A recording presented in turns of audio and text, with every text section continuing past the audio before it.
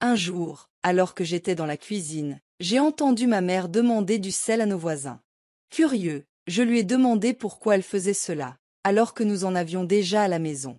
Elle m'a souri et m'a répondu avec douceur. Tu sais, nos voisins n'ont pas beaucoup d'argent. Souvent, ils viennent nous demander du sucre, du riz ou un peu de farine. Mais demander de l'aide n'est pas toujours facile. Parfois, on a peur de déranger, d'abuser ou d'être un poids pour les autres. Alors, de temps en temps, je leur demande aussi quelque chose, même si nous l'avons déjà.